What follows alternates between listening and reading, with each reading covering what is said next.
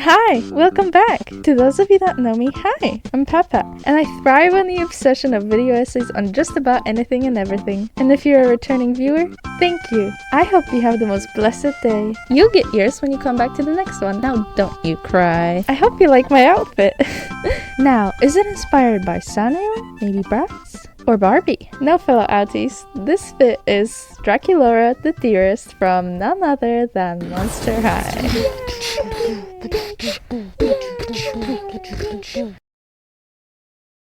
Specifically, like a little G1 and G3 mix, I suppose, as this is my little spooky season special. Yay! Let's start. Mattel.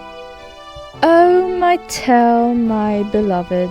Undoubtedly the biggest part of my childhood, besides games of course. If you don't know what Mattel is, as Google states, an American multinational toy manufacturing and entertainment company founded in Los Angeles by Harold Matson and the husband and wife duo of Ruth and Elliot Handler in January of 1945. I thought they were older than that. Regardless, they're the ones that are in charge of franchises such as Barbie, Hot Wheels, and of course, Monster High. In the meantime, Monster High is a doll franchise that consists of the best, in my humble opinion, fashion dolls to have ever come out in the 2000s. Based around high school children of most known monsters. That makes up your Draculas, Frankensteins, werewolves, and of course, sea monsters. I fell in love with them at the unripened age of either 6 or 7. It all started with the still fairly funny webisodes on the iconic monsterhigh.pl. PL? Yes, my friends, as your girlie is Polish. Moving on. The effort, the web design, they were serving. And you bet the second I took notice of the best dolls my eyes have ever seen, that all the Barbie movies just died to me in an instant. Not only were those girls baddies, but they could fully articulate. As a little child that loved roleplay and posing their dolls, that meant everything. It was even the reason I got into video making. I started with my fake little PSP and making atrocious stop motion videos on it. What? You think I'm gonna show you? I wish, but that fake little thing is gone. Anyway, all you need to know is that they were the shit. So of course, as you get older, and dear old nostalgia is born, you're gonna want some things to come back to fulfill that sad little baby that just didn't get everything that they so deeply wanted. And so Mattel gracefully glanced upon us and released the collector's editions. And again, and again, and again. And then they re-released the original 4.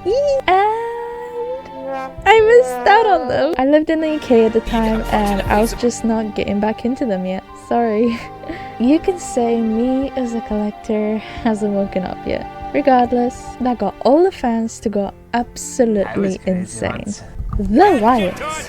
The terrible delivery from Walmart. Oh yeah, that's exactly what I was getting to. What does Mattel do best? You may say make toys. I, in my humble opinion, say destroy dreams. Create wreckage. The wrath that happened in 2022. The stock was so low, 90% of them went to scalpers. And I'm pretty sure that back then their Mattel Creations website had just like allegedly just introduced the 2 per customer limit, which was easily bypassed with bot accounts. In fact, I feel like Mattel blamed Walmart for the whole thing since they haven't worked together so much out there recently. I also couldn't possibly forget about how they forgot about international fans with this one, but at least you know, they announced the dolls. And everyone that did get them were happy. That's great. The bar here is so low, I am not kidding. It's a shame that the history of eventful Creeproductions only gets worse.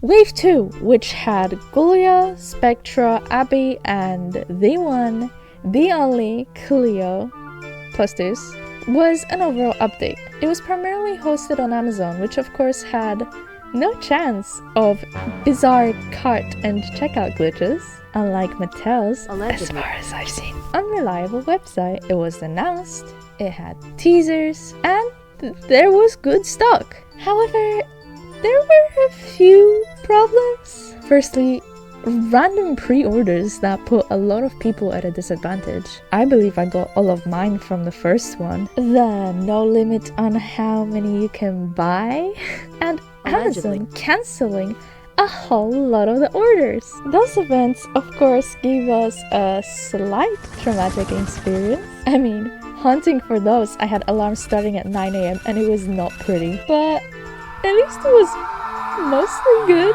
And there was still stock after the pre-orders. As we arrive to the present, the same cannot be said. The horror, the drama, what is going on? To be honest with you, I did not sleep for the whole week upcoming the Friday the 13th. My social life dissolved and so did my eating habits. I lived off of maybe 2-hour naps throughout the day and night, and it still feels weird to not be constantly pressing F5 on my keyboard. Terrified of random pre-orders to drop and then being sold out in minutes. If only you knew just how popular those 4 characters are.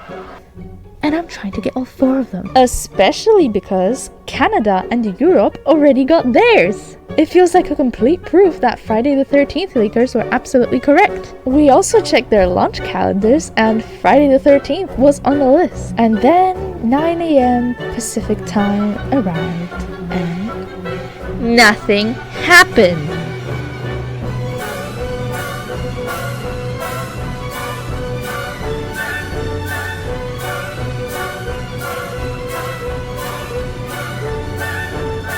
Nothing came out! Hello Mattel, remember we exist?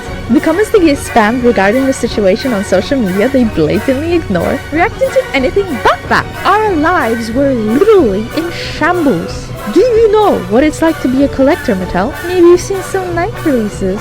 How did these go, do you figure?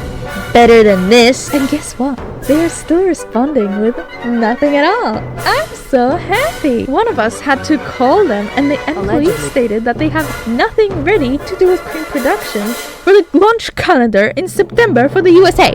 What is going on? But that's not the end of it, okay? Because of course our suffering doesn't end here. The quality of these dolls is the worst that I have seen. How is that possible? The point is, I don't get how is it completely fine and dandy for a big company like Mattel to be able to just not give a single apology, especially considering just how many countries are getting them, but also to completely ignore us. They see us crying all over social media sites. As a fight against our treatment as a Monster High girly, I am here posting this, and I vow for better treatment. But unfortunately, Abu can only hope for the better. Whether they decide to listen to us is completely up to them. But every day I am inching closer and closer to selling my blissful collection and kissing the entire franchise goodbye. Who knew? Maybe I should have stayed playing some console games forever. Life would have been a lot simpler then. Just like life before discovering the existence of Nah.